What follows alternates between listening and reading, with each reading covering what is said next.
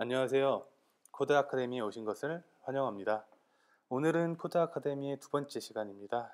오늘도 알찬 내용으로 준비해 봤습니다. 네, 최근 태풍의 영향으로 비바람이 거셉니다. 여러분들도 피해가 없으시길 바라며 이번 한 시간도 집중하셔서 바스에 관한 좋은 내용 얻어갈 수 있도록 하시길 바라겠습니다. 그럼 코드 아카데미 두 번째 시간을 시작하겠습니다. 네, 이번 주 진행할 목차입니다. 먼저 지난주 진행됐던 내용을 간단하게 요약을 해볼 것이고요. 그리고 이번 주에는 사용자 관리 기능을 중점적으로 다뤄볼 것입니다.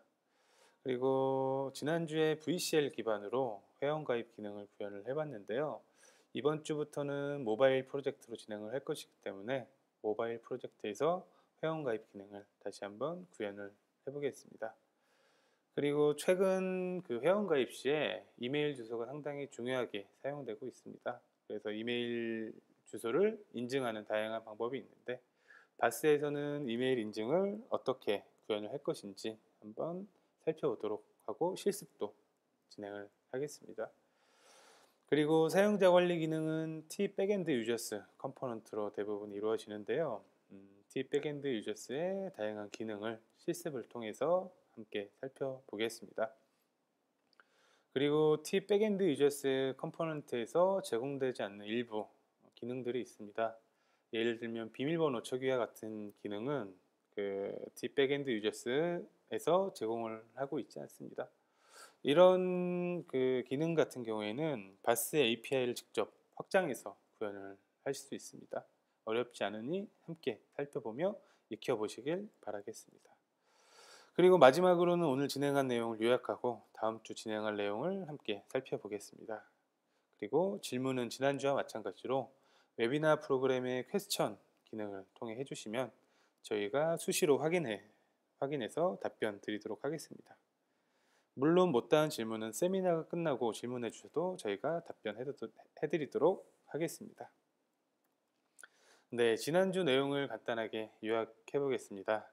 지난주 코드 아카데미 첫 번째 시간에는 바스에 대한 전반적인 설명을 진행을 했습니다. 그래서 바스 같은 경우에는 앱 개발 시 필요한 서버 기능, 즉 백엔드 기능을 클라우드 기반으로 제공하는 서비스입니다. 즉 앱에서 활용할 수 있는 다양한 서비스를 클라우드에서 제공해 준다고 보시면 될 것 같고요. 이렇게 공통된 기능들을 클라우드에서 제공을 해주기 때문에 여러분들은 그 기능을 구현하는 것보다는 여러분들 앱에서 핵심적인 기능 개발에 집중하셔서 개발할 수 있는 장점을 갖게 됩니다. 그리고 킴비닷컴 같은 경우에는 바스 서비스를 이용할 수 있는 사이트이자 바스를 제공해주는 제공자입니다. 다양한 기능을 사이트를 통해서 제어를 할 수도 있고요. 그리고 그 기능들을 활용하기 위한 샘플이나 가이드 문서들을 제공을 해줍니다. 그리고 RAD 스튜디오나 M 메소드에서는 그 바스 클라이언트 컴포넌트를 이용해서 그 바스 기능을 활용할 수 있습니다. 이미 바스 클라이언트 컴포넌트에서 그 다양한 바스 기능을 메소드 형태로 제공을 해주기 때문에 그 메소드를 호출하는 형태로 아주 쉽게 바스 기능을 여러분들은 구현하고 사용할 수 있습니다. 그리고 지난주에는 VCL 기반으로 사용자 회원가입 기능을 구현을 해봤습니다. 이 내용은 그 뒤쪽에서 모바일 프로젝트에서 재활용할 그 기능 모듈을 재활용 해보겠습니다. 네, 회원가입 기능을 좀 더 살펴보도록 하겠습니다. 첫 번째로는 지난주 구현했던 회원가입 기능을 모바일 프로젝트로 구현을 할 것입니다. 그리고 이때 UI 같은 경우 시간 관계상 저희가 미리 준비를 해놨고요. 준비된 UI를 기반으로 그 회원가입 기능을 추가해 보겠습니다. 그 지난주에 그 VCL로 진행했던 예제와 준비된 UI는 화면에 보시는 github.com의 코드 아카데미 바스 이쪽 URL에 저희가 소스 코드를 준비를 해놨고요. 그리고 GitHub의 소스 코드를 이용하는 방법은 제가 데브기어 테크 사이트에 확인할 수 있는 그런 아티클을 남겼으니 참고하시면 쉽게 다운로드 받으셔서 사용할 수 있습니다. 참고로 GitHub는 소셜 코딩을 모토로 그 소스 코드 공유를 하기 위한 사이트입니다. 한번 보실게요. 네, 이 사이트가 GitHub인데요. 최근 다양한 오픈소스 프로젝트가 GitHub를 통해 진행되고 있고요.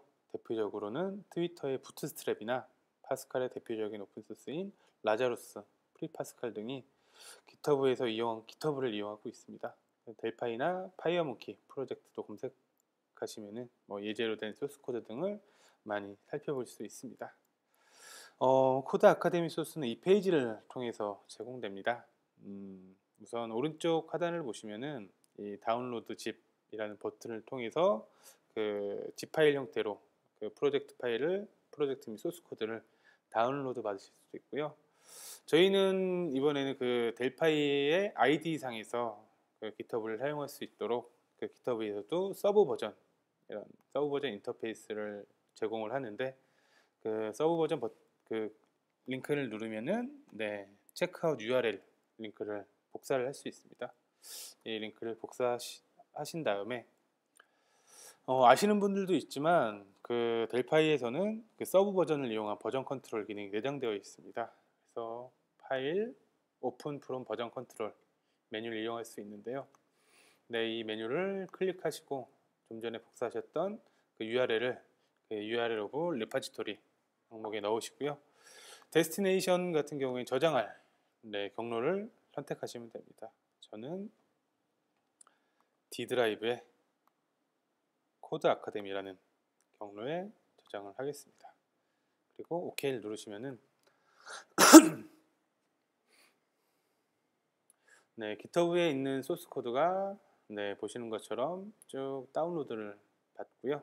그리고 그 중에서 이제 오픈할 수 있는 프로젝트 파일이 있으면은 프로젝트 파일이 목록으로 뜨게 됩니다. 그 중에서 선택을 하셔서 OK 누르시면은 프로젝트 매니저에 소스 코드가 열리고요. 잠깐 지난주에 했던 내용을 살펴보겠습니다. UI에서 데이터 모듈의 킨베이 프로바이더와 백핸드 유저를 이용해서 사인업 기능을 저희가 구현을 했고요. UI에서는 회원가입 버튼을 통해서 데이터 모듈에 있는 사인업 호출해서 회원가입 기능을 간단하게 구현을 했습니다. 그래서 이번 주부터는 모바일 프로젝트로 진행을 할 것이기 때문에 지금 지난주에 했던 내용은 닫고요. 새로운 모바일 프로젝트를 파일 뉴 파이어모키 모바일 어플리케이션 메뉴를 통해서 블랭크 어플리케이션으로 하나 프로젝트를 생성하겠습니다. 그래서 프로젝트를 저장을 할 거고요. 파일 Save All 기능으로 D 드라이브에 코드 아카데미 저장을 하겠습니다. 그리고 그 다운로드된 그 소스 코드는 트렁크 폴더 안에 있다고 보시면 됩니다. 그래서 엠플로이 디렉토리 모바일 디렉토리를 하나 만들어서 이 폼 같은 경우에는 제가 사지 않을 거기 때문에 그냥 저장을 할 거고요. 프로젝트 이름은 엠플로이 디렉토리 모바일이라는 이름으로 프로젝트 이름을 짓겠습니다. 그리고 다운로드 받은 그쪽 그 디렉토리를 가보시면은 제가 모바일 폼이라는 두 개의 폼 파일을 미리 준비를 해놨고요. 이 폼 파일을 조금 전에 모바일 프로젝트 쪽으로 복사를 합니다. 그리고 복사한 파일을 프로젝트에 추가를 하겠습니다. 추가는 프로젝트 매니저에서 오른쪽 버튼 누르셔서 애드 버튼을 누르시면은 그 유닛 파일을 추가를 할 수 있습니다. 모바일 메인 폼을 추가를 했고요. 그리고 사용하지 않는 기본으로 생성된 폼은 remove from project로 제거를 하겠습니다. 모바일 메인 폼을 선택을 하시고 화면을 보시면은 제가 준비한 모바일 폼 같은 경우에는 탭 컨트롤 기반으로 준비를 했습니다. 계정을 로그인이나 회원가입을 기능을 하는 계정 탭이 하나가 있고요. 그리고 향후에 이제 사원 정보 기능을 추가할 사원 정보 탭 두 가지로 구분이 되어 있습니다. 그리고 계정 탭에는 로그인과 회원가입 두 가지 기능이 기능의 탭 아이템이 추가가 되어 있고요. 그리고 이제 회원가입 버튼을 누르게 되면은 고토 레지스터 탭 형태로 제가 네 가지 그 탭을 이동하는 메소드를 미리 구현을 해서 기능별로 구현을 해놨습니다. 고토 어카운트 탭 같은 경우에는 이쪽에 계정 관련된 쪽으로 이동하는 탭, 그리고 엠플로이 탭 같은 경우에는 향후 사원 정보를 구현할 탭으로 이동을 하고요. 그리고 로그인과 레지스터 같은 경우에는 계정 탭 안에 로그인과 회원가입 탭으로 이동을 하도록 했습니다. 그리고 내용을 한번 보시면은 이동할 탭의 탭 아이템을 체인지 탭 액션 스탠다드 탭 액션에 탭을 지정을 하고서 실행을 하게 됩니다. 그리고 조건에 따라서 탭 아이템을 비활성화시키고 활성화시키는 코드를 했고요. 체인지 탭 액션 같은 경우에는 액션 리스트에 뉴 스탠다드 액션에서 체인지 탭 액션을 선택하시면은 액션 리스트에 추가를 할 수가 있습니다. 간단하게 UI를 한번 살펴봤고요. 그러면 저희는 회원가입 쪽에 회원가입 버튼을 눌렀을 때 미리 이렇게 구조만 제가 놔뒀는데 유저네임과 패스워드 그리고 풀네임과 이메일 등을 넘겨서 회원가입하는 기능을 구현을 해보도록 하겠습니다. 회원가입하는 기능은 지난주에 VCL에서 데이터 모듈에 구현을 해놨기 때문에 데이터 모듈을 복사해서 재활용을 해보겠습니다. 킴비 데이터 모듈을 모바일 쪽으로 이동을 할 것이고요. 그리고 한 가지 주의할 점은 패스 파일을 열어보시면은 그렇게 열면 안 되겠네요. 우선 추가를 해서 열어보겠습니다. 추가도 동일하게 프로젝트에 add 버튼을 눌러서 데이터 모듈 파일을 선택하게 됩니다. 그럴 경우엔 저희가 VCL에서 데이터 모듈을 추가를 한 것이기 때문에 파이어몽키 FMX 프레임워크에서는 사용할 수 없다라는 메시지가 나옵니다.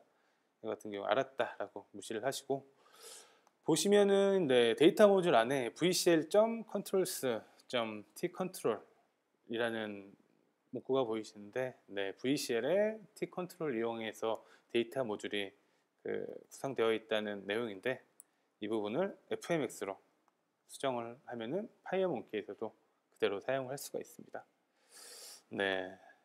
그리고 데이터 모듈 같은 경우에 제가 헛갈리기 때문에 데이터 모듈 1이라는 이름을 dm bus 유저라는 이름으로 변경을 해서 앞으로 사용하겠습니다.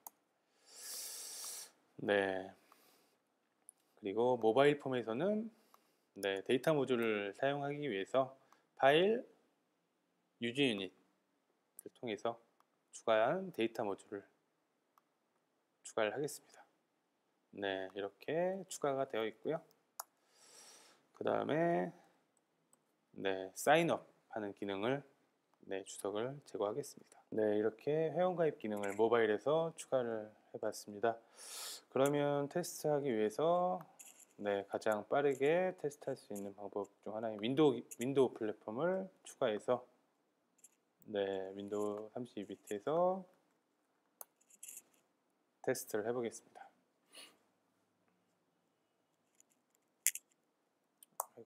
다시 필드를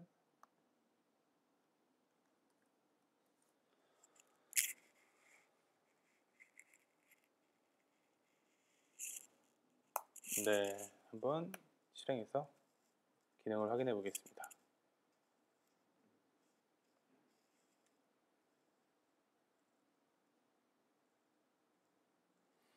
먼저 회원가입 버튼을 누르고요. 유저네임에는 윈도우 유저, 비밀번호는 테스트 1, 2, 3, 4, 사용자명은 윈도우, 그리고 메일 주소는 이렇게 회원가입.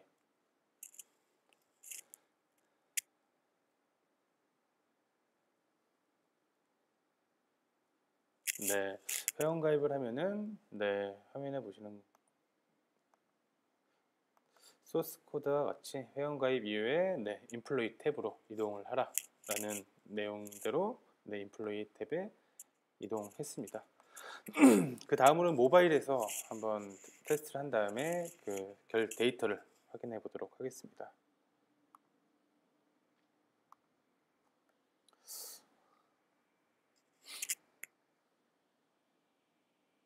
모바일은 시간 관계상 제가 이미 배포해 놓은 앱을 통해서 확인해 보도록 하겠습니다.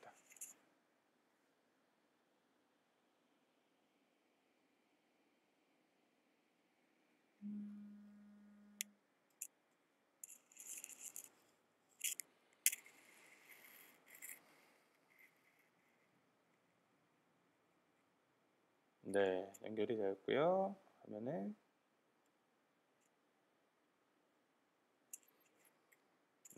인플로이 디렉토리 모바일 앱을 실행했고요. 회원 가입으로 이동해서 유저네임은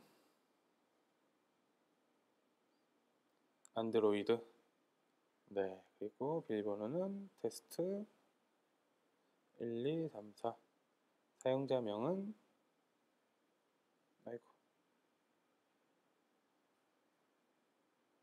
안드로이드, 이메일 주소도 hskim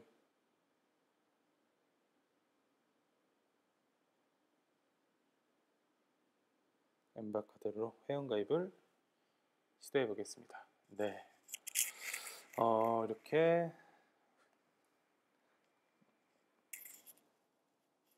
이렇게 윈도우와 안드로이드에서 회원가입을 진행을 해봤습니다. 다음으로는 킴비 사이트로 가서 에드온 코어 유저스로 가시면은 조금 전에 등록했던 그 윈도우 유저와 안드로이드 유저가 등록되어 있는 걸 확인할 수가 있고요. 안드로이드 유저 같은 경우 풀네임이 안드로이드, 그리고 유저네임이 안드로이드 형태로 정상적으로 등록이 되어 있습니다.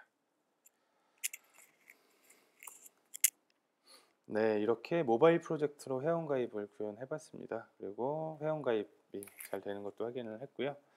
다음으로는 회원가입 시 이메일 주소 인증하는 기능을 함께 살펴보도록 하겠습니다. 최근 이메일 주소는 아이디로 사용되거나 그 비밀번호 재설정 등의 개인정보 수정에 많이 사용됩니다. 그만큼 정확한 이메일 주소가 중요한데요. 대부분 바스 서비스에서는 이메일 인증하는 기능을 자체적으로 제공을 합니다. 킴베이에서도 이메일 주소 인증하는 기능을 제공하는데요. 킴베이에서는 회원가입 시에 그 등록한 이메일 주소로 그 이메일을 하나 전송을 합니다. 그 이메일에는 이메일을 확인하기 위한 그 링크가 하나가 포함이 되고요. 그 링크를 통해서 실제 그 이메일에서 그 링크를 클릭했는지 여부로 이메일이 유효한지를 확인하는 기능입니다. 그래서 그 킴베이에서는 이메일 주소 확인을 위한 이메일에 어떤 형태로 어떤 포맷으로 그 전송할지에 대한 템플릿과 그 이메일 주소에 있는 링크를 클릭했을 때 인증되었다라는 화면, 그 HTML 화면을 그 포매팅할 수 있는 템플릿 두 가지 기능을 그 화면을 구성할 수 있는 두 가지 기능을 제공을 하고 있습니다. 그리고 팁으로는 HTML 두 번째 이제 결과 화면 템플릿 같은 경우에는 일반적으로 한글을 많이 사용할 수도 있는데 한글을 제가 테스트해 본 결과 그냥 한글을 입력했을 경우에는 한글이 깨지는 경우가 있습니다. 그럴 경우에는 헤드와 헤드 태그 사이에 이런 캐릭터 슬래시 UTF-8이라는 메타 태그 한 줄을 추가하면은 한글을 입력하셔도 깨지지 않도록 구성을 할 수 있기 때문에 이 부분은 팁으로 잘 알아두시면 좋을 것 같고요. 그럼 킴비 사이트를 통해서 한번 살펴보도록 하겠습니다.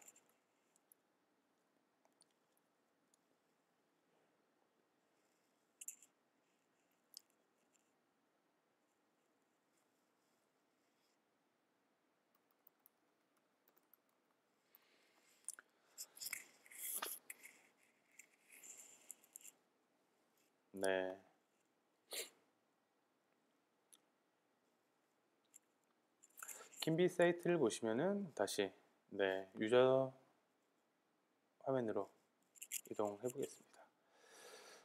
유저 항목을 이동해 보면 좌측에 세팅스라는 메뉴가 있습니다. 그리고 그 세팅스 메뉴 안에는 이메일 베리피케이션이라고 이메일 인증할 수 있는 그 메뉴가 있고요.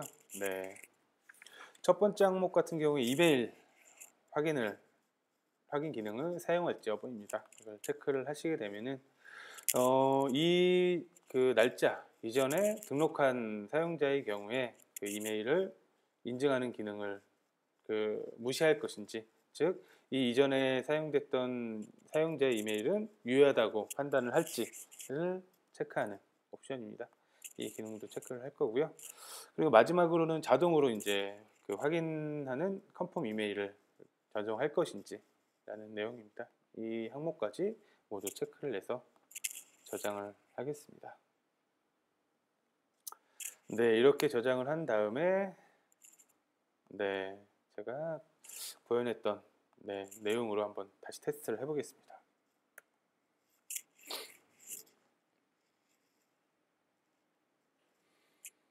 이번에 회원가입을 하게 되면은 회원가입 시에 인증용 메일을 이제 전송을 하기 때문에 이 부분에 대해서는 회원가입을 진행해 보도록 하겠습니다. 이메일 테스트라는 유저네임으로 테스트 1234, 사용자명은 이메일 테스트, 그리고 이메일 주소가 중요한데 그대로 회원가입을 시도해 보겠습니다. 이렇게 회원가입은 우선 진행이 됐고요. 그 이후에는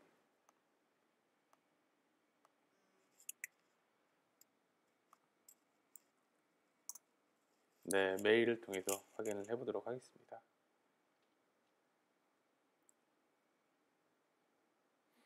제일 위에 보시면 코드 아카데미 내용을 보겠습니다. 이메일 테스트님 환영합니다. 엠플로이 디렉토리 앱에서 사용할 이메일 주소를 아래 링크를 클릭해 이메일 주소를 확인해 주세요 라고 메일이 왔습니다. 잠깐 그 이메일 내용을 어떤 식으로 구성하는지 살펴보겠습니다. 이메일 템플릿을 구성하기 위해서는 애드온스의 메시징 그리고 이메일 템플릿 메뉴를 통해서 구성이 가능합니다. 보시면은 좌측에 이메일 베리피케이션 그리고 이메일 베리피케이션 컨펌드 라는 두 가지 메뉴가 보이시고요. 그 아래에도 뭐 패스워드 리셋에 관련된 내용도 있습니다. 누구한테 이제 왔는지, 그리고 그 회신은 어떤 메일로 할지 저는 한글로 코드 아카데미로 입력을 했습니다. 그리고 앱네임 같은 경우 이렇게 대괄호라고 하나, 대괄호 두 개로 앱네임을 하게 되면은 지금 이 앱네임은 이 위에 있는 employee directory라는 키워드가 이쪽에 자동으로 치환이 됩니다. 그래서 employee directory 가입 시 입력한 이메일 주소를 확인합니다 라는 메일로 전송이 되고요. 그 안에 있는 내용들은 그 머스타체 템플릿팅이라는 이제 구문으로 이 바디 HTML 구성을 할 수가 있는데, 이렇게 샵이 들어간 그런 코드 같은 경우에는 if문이라고 보시면 됩니다. 만약에 fname이 있다면은 fname님 하고 시작이 되고요. 그렇지 않다, 이 꺽쇠가 있는 부분은 fname이 없다 라고 하면은 유저네임님으로 시작을 하게 됩니다. 이 부분은 오른쪽에 있는 링크를 통해서 문법을 한번 살펴보시면은 도움이 되시고요. 그리고 그 이외에도 앱네임 앱에서 할 수 있다라는 형태로 쭉 제가 구현을 해놨습니다. 그리고 체크할 수 있는 URL은 URL이라는 키워드 가지고 치환을 할 수가 있고요. 다양한 항목들이 있고, 이 항목들은 이 문서를 확인을 하시거나 아니면은 여기에 있는 킴베이의 문서를 통해서 어떤 항목들을 사용할 수 있는지 아주 상세하게 설명이 되어 있습니다. 이 부분을 확인하시면은 원하시는 형태로 이메일을 전송을 할 수가 있습니다. 그리고 한 가지 더 보시면은 메시징에 HTML 템플릿이라고 네, 이 부분은 메일에 있는 이 링크를 클릭을 하시게 되면은 네, 감사합니다. 엠플로이 디렉토리 이메일 주소가 확인되었습니다. 라는 HTML 페이지가 추가가 됩니다. 네, 이 HTML 같은 경우에는 바디 HTML에 추가를 하시고요. 네, 여기에도 똑같이 네, 앱네임 및 치환을 할 수가 있고요. 그리고 아까 팁에서 안내해드렸던 것처럼 메타 태그를 입력을 하시면은 한글을 입력하셔도 네, 결과 페이지에서 한글이 잘 나오게 할 수 있습니다. 네, 그리고 마지막으로 네, 이메일 템플릿에 네, 이메일 베리피케이션 컨펌이라는 메일이 실제 이 HTML 페이지를 확인했을 때 메일이 하나 더 전송이 되게 됩니다. 네, 이메일 주소가 확인되었습니다. 네, 언제 확인되었다라는 내용도 있고요. 네, 이렇게 네, 그리고 모바일에서 그 회원가입 시에 이메일로 전송을 했을 경우에는 네, 아까 제가 모바일 쪽에서도 네, 회원가입 버튼을 눌렀을 때 인플로이 탭으로 이동을 하는 게 아니라 메시지를 표시를 해줘야 되겠죠.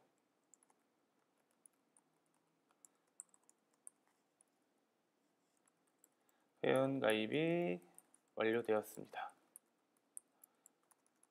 이메일을 확인해 주세요. 네, 이렇게 네, 회원가입 시에 자동적으로 그 다음 프로세스를 타는 게 아니라 이메일 확인하는 프로세스를 타도록 그 사용자에게 안내해주는 그 부분이 필요합니다. 네, 그리고 우선 확인을 하기 위해서 이메일 전송 기능을 사용했고요. 앞으로는 이 내용 대신 그냥 회원가입이 바로 되도록 그렇게 프로세스를 진행을 하겠습니다.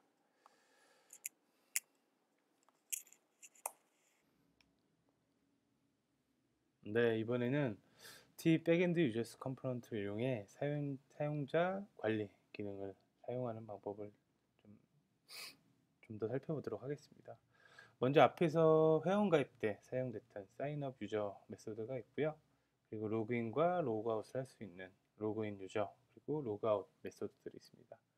그리고 사용자를 삭제하거나 찾거나 사용자 정보를 갱신할 수 있는 딜리트 유저, 파인드 유저, 업데이트 유저 등을 제공을 하고요.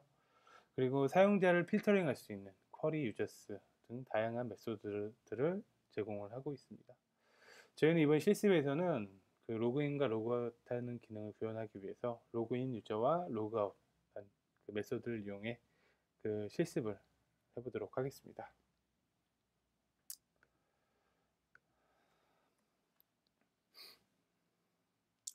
네, 그 계정 쪽 그 탭을 보시면은 그 로그인 할 때 로그인 버튼을 누르게 되면은 네, 데이터 모듈이죠. DM 바스 유저의 로그인 메소드를 이용해서 사용자명과 패스워드를 통해서 그 로그인을 시도를 하고요. 만약에 실패를 했다라고 하면은 show 메시지로 아이디 또는 비밀번호가 맞지 않습니다 라고 메시지를 표시하고 빠져나오게 됩니다. 그리고 만약에 성공을 했다라고 하면은 네, 사원정보 쪽 탭으로 이동을 해서 그 이후에 프로세스를 타도록 구현을 하게 됩니다. 그리고 로그인해서 사원정보 탭으로 이동하게 되면 네, 로그인을 한 상태이기 때문에 로그아웃 버튼이 표시가 되고요. 로그아웃 버튼을 통해서 이번에도 데이터 모듈의 로그인 메소드를 통해서 로그아웃을 시도하고 그 이후에는 계정 탭으로 이동하도록 구현이 되어 있습니다.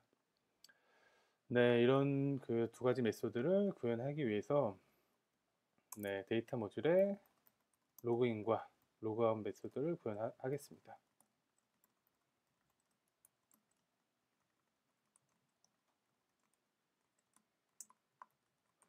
네, 유저네임과 패스워드를 받아서 그 로그인의 결과를 불린형으로 반환하도록 네, 로그인 메소드의 외형을 만들었고요. 로그아웃 같은 경우에는 별도의 이제 파라미터나 그 결과값 없이 바로 호출할 수 있는 프로시저로 생성을 했습니다.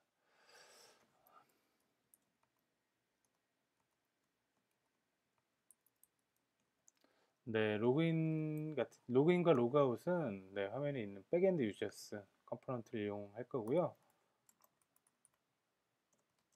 백엔드 유저스의 유저 항목에 로그인 유저 메소드를 이용할 겁니다. 로그인 유저 쪽에는 유저네임과 패스워드 그리고 그 로그인인 백엔드 엔티티 밸류 값을 반환을 받을 건데요. 구현해 보도록 하겠습니다. 유저네임과 패스워드 그리고 로그인 이 세 가지를 인자로 넘기고요. 로그인 같은 경우에 선언을 하겠습니다. 백엔드 엔티티 밸류 그리고 반환 값을 불리명으로 전달하기 위해서 리절트에는 로그인.oth 토큰이라는 항목을 첨가합니다. 이 oth 토큰이 공백이 아닌 경우는 로그인했다라고 반환을 하는데요. 그 반환 값인 로그인 객체에는 다양한 정보들이 포함이 되고요. 다양한 정보들이 포함이 되지만 오스 토큰 같은 경우에는 로그인 시도하고 그 결과값에서 그 로그인이 성공했을 경우에는 그 오스 토큰의 이메일 값들이 채워져서 전달이 되고, 만약에 실패했을 경우에는 익셉션이 발생을 하기 때문에 오스 토큰 쪽에 아무 값도 포함되지 않은 상태로 로그인 객체가 전달이 됩니다. 그리고 익셉션이 발생하기 때문에 이 구문은 try except로 감싸고, 만약 익셉션이 발생했을 경우에는 false를 전달하면서 빠져나오는 형태로 구현을 하겠습니다. 그리고 로그아웃 같은 경우에는 똑같이 백엔드 유저스 컴포넌트에서 유저스 항목에 로그아웃 메소드를 호출해서 완료를 할 수 있습니다. 이렇게 이제 로그인과 로그아웃 메소드를 구현을 했고요. UI에서 또 연결을 하도록 하겠습니다. 로그인 했을 때는 제가 구현했던 내용을 주석을 제거를 하고 하겠습니다. 그리고 로그아웃 경우도 마찬가지로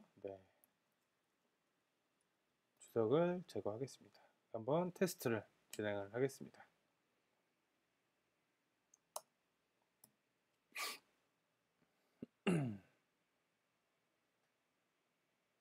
유저네임은 지난주에 등록했던 험프리 김으로 할 거고요. 비밀번호는 이쪽이 입력했던 테스트 1234로 로그인을 시도합니다. 정상적으로 로그인이 되는 경우에는 사원정보 탭으로 이동을 하게 되어 있고요. 만약에 험프리 김2 없는 계정으로 로그인을 시도한 경우에는 이런 식으로 익셉션이 떨어지죠. 인증되지 않았다라는 내용이고요.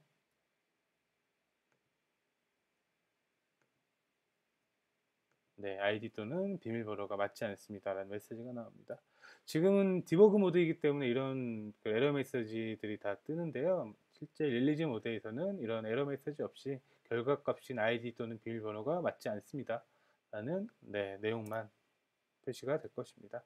다시 한번 맞는 계정으로 진행할 경우에는 로그인이 잘 되는 것을 확인할 수 있습니다.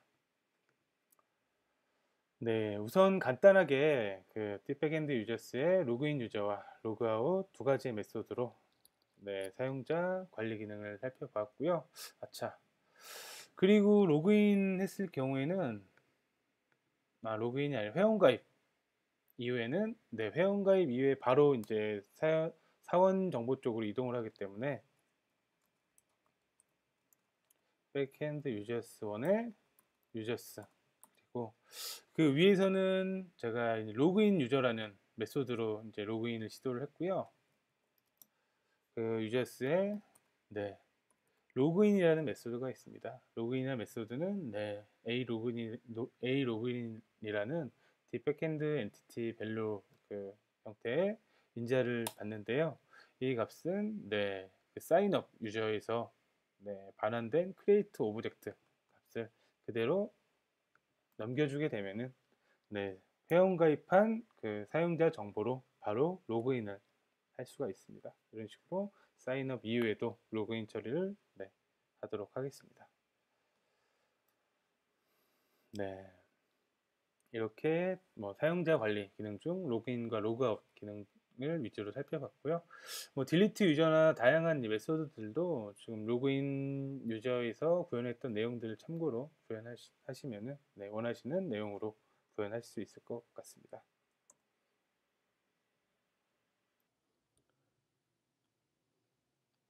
제가 준비한 마지막 내용인데요. 마지막으로는 그 바스의 기능을 확장하는 방법에 대해서 살펴보도록 하겠습니다.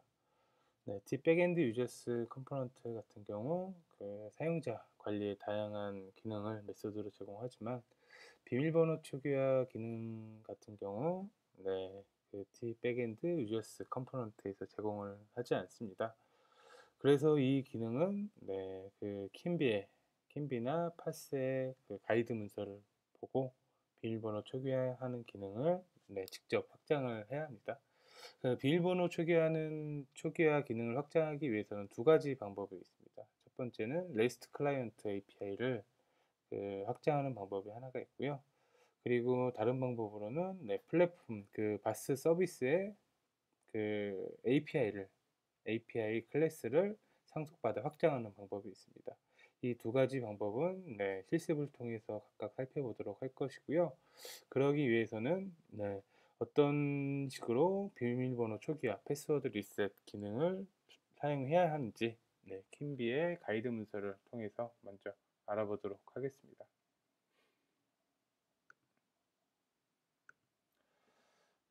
킴비의 가이드 문서로 이동을 해서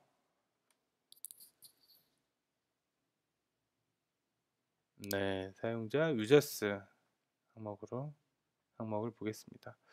그리고 오른쪽에 패스워드 리셋 항목을 선택해서 볼 거고요.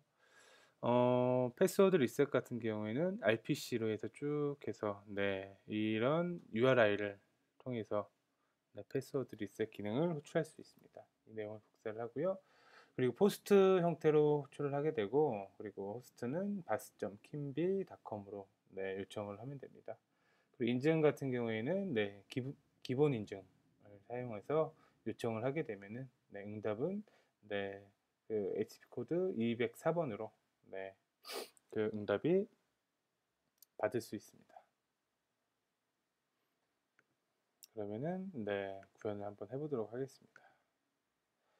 우선 첫 번째 방법, REST 클라이언트를 이용한 방법과 두 번째 방법, 킴비 API를 상속받아서 확장하는 방법인데, 우선 첫 번째 방법, REST 클라이언트를 이용하는 방법을 먼저 진행하도록 하겠습니다. 먼저 REST 클라이언트 컴포넌트 중에서 REST 클라이언트 컴포넌트를 추가를 하고요. 요청할 수 있는 REST 리퀘스트 컴포넌트를 하나 또 추가를 하겠습니다. 그리고 기본 인증을 할 수 있는 HTTP 베이직 어센티케이터 어려운 컴포넌트. 이 세 가지 컴포넌트가 우선 필요하고요. REST 클라이언트 같은 경우에는 베이스 URL 쪽에 바스의 호스트인 bas.kimbail.com을 입력을 합니다. 그리고 인증 쪽에는 이 컴포넌트가 지정이 되어 있고요. 그리고 REST 리퀘스트 같은 경우에는 아까 입력했던 리소스 부분에 아까 URI를 복사를 했고요. 그리고 리소스 같은 경우에는 이 괄호를 통해서 파라미터를 지정을 할 수가 있습니다. 이렇게 괄호를 했다는 것은 이 괄호로 되어 있는 항목들을 치환을 하겠다라는 그 의미이고요. 이 치환을 하기 위해서는 파람스에 있는 이 키워드의 밸류 값을 넣어주면은 이 네임 값을 밸류 값으로 치환해가지고 레스트 리퀘스트가 요청을 하도록 구현을 할 수가 있습니다. 그리고 메소드는 포스트로 요청을 해야 하고요. 그리고 마지막으로 인증 컴포넌트 같은 경우에는 사용자 같은 경우에는 유저네임은 앱 키로 유저네임을 설정을 하고요. 그리고 앱 시클릿으로 패스워드 항목을 지정을 하면은 됩니다. 이렇게 지정을 했고요. 그리고 데이터 모듈 쪽에 프로시저 리셋 패스워드 그리고 유저네임으로 비밀번호 초기화를 요청하도록 하겠습니다. 이렇게 되어 있고요. 그 다음에 레스트 리퀘스트의 파라미터 중에 파라미터의 이름이 앱키인 경우에는 킨베이 프로바이더의 앱키로 설정을 하겠습니다. 킨베이 프로바이더의 앱키로 치환을 할 거고요. 리퀘스트의 파라미터 중에 유저네임 같은 경우에는 이 인자인 A 유저네임으로 치환을 하겠습니다.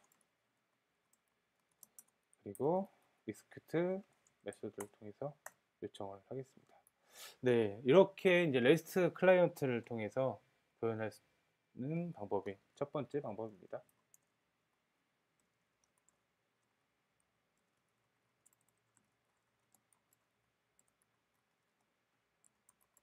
사용하는 방법이 첫 번째 방법이고요. 그러면 테스트를 해보도록 하겠습니다.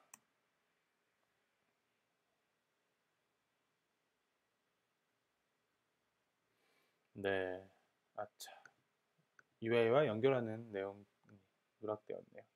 비밀번호를 잊으셨나요? 버튼을 누르게 되면은 그 유저네임에 있는 그 유저네임을 이용해 가지고 리셋 패스워드 메소드를 호출하도록 하겠습니다. 다시 실행을 하겠습니다. 유저네임은 컴프리김으로 비밀번호를 잊으셨나요? 버튼 누르면 비밀번호 초기화가 요청했습니다. 회원가입 시 등록한 이메일을 확인해 주세요 라는 메시지가 호출됩니다. 그러면은 이메일을 확인해 보도록 하겠습니다. 화면에 보시는 것처럼 패스워드 리셋 요청에 의한 메일이 도착을 했습니다. 패스워드 리셋 메일도 그 비밀번호, 이메일 인증 메일과 동일하게 애드온스의 메시징 이메일 템플릿 메뉴로 이동하셔서 패스워드 리셋 좌측 메뉴를 선택하시면은 패스워드 리셋 시에 이제 전송될 메일의 포맷을 지정할 수 있는 패스워드 리셋의 메일 템플릿을 수정할 수 있는 기능을 이용을 할 수가 있습니다. 이렇게 패스워드 리셋 기능 첫 번째 레스트 클라이언트 API를 활용해서 그 비밀번호 초기화하는 기능을 확장을 해봤고요. 두 번째 그 패스워드 리셋 기능을 추가하는 방법은 킨비 API를 확장하는 방법입니다. 킨비 API를 확장하기 위해서는 rest.backend.kinbay API와 rest.types 이 두 개의 유닛을 추가를 해야 되고요. kinbay API extend는 kinbay API를 상속해서 네, 클래스를 구현을 해야 합니다. 그리고 퍼블릭으로 프로시저, 리셋, 패스워드, 그리고 인자로는 유저 네임을 받을 거고요. 네.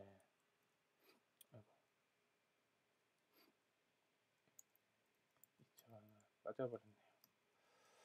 네, 그 패스워드 리셋 그 기능을 그 킴비 API를 상속해서 구현하는 방법은 조금 길기 때문에 제가 미리 준비해 놓은 네, 코드를 복사를 하겠습니다. 네, 이렇게 잠깐 살펴보시면은 네, 기본값을 네, 리셋하고 그리고 네, 커넥션 인포에 유저네임을 설정한 다음에 그 유저네임과 앱 시클릿에 네, 오스 파라미터에 네, 추가를 하게 됩니다. 아까 보셨던 네, RPC로 되어 있는 이 URI를 이용하고 거기에서 앱 키와 앱 유저 네임을 네, 치환하는 형태로 네, 구성을 할 수가 있습니다. 요청을 하고서 네, 200일 응답값이 200일인지를 확인하는 형태로 네, 이런 식으로 킴비 API를 네, 확장할 수가 있고요. 그리고 이렇게 확장을 했을 경우에는 기존에 있던 킴비 API를 네, 새로운 킴비 API 익스텐드로 그 교체해 주는 작업을 해야 합니다. 그러기 위해서는 데이터 모듈이 크리에이트 될 때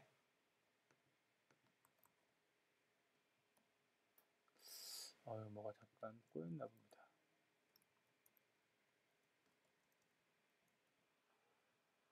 될 때 킴비 API를 선언을 하고요.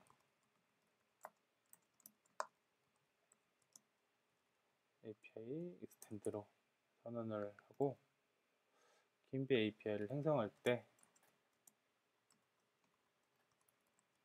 네, 익스텐드도 같이 생성을 합니다. 그리고 킴비 프로바이더에서 실제 네, 킴비 API를 사용하는데요. 킴비 프로바이더의 업데이트 API 메소드를 통해서 네, 지금 위에서 생성한 네, 킴비 API를 네, 업데이트 API에 설정을 하게 되면은 이 익스텐드된 킴비 API를 앞으로는 킴비 프로바이더에서 사용을 하게 됩니다. 네, 이렇게 구현을 해봤고요.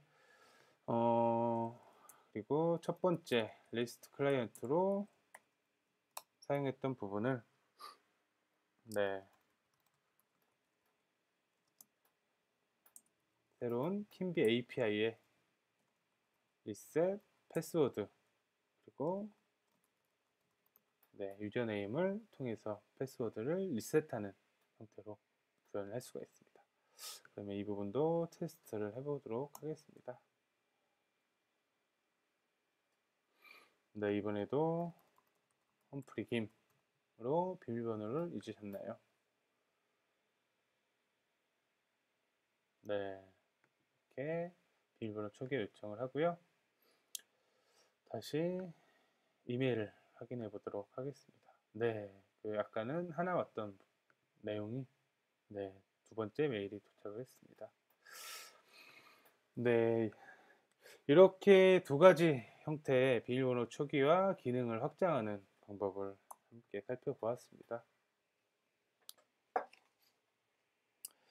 이렇게 여러분들이 이미 구현된 메소드를 이용할 뿐만 아니라 제공되지 않은 기능들도 여러분들이 직접 네, API를 확장해서 바스 기능을 사용할 수가 있습니다. 네, 그럼 마무리를 좀 짓겠습니다. 오늘은 사용자 관리 부분의 전반적인 내용을 함께 살펴보고 구현해 봤습니다. 다음 주에는 본격적으로 여러분들이 필요한 데이터를 바스를 이용해 생성하고 사용하고 검색하는 등의 그 클라우드 기반 데이터 스토리지 이용하는 방법을 진행해 보도록 하겠습니다. 네, 제가 준비한 내용은 여기까지고요. 오늘 그 진행됐던 내용들과 바스에 대해서 궁금했던 내용들은 네, 퀘스천 항목을 통해서 질문 주시면 답변을 드리도록 하겠고요. 그리고 오늘도 네, 참석해 주셔서 대단히 감사하고 다음 주에도 다음 주 화요일 날 또 찾아뵙도록 하겠습니다. 네, 감사합니다.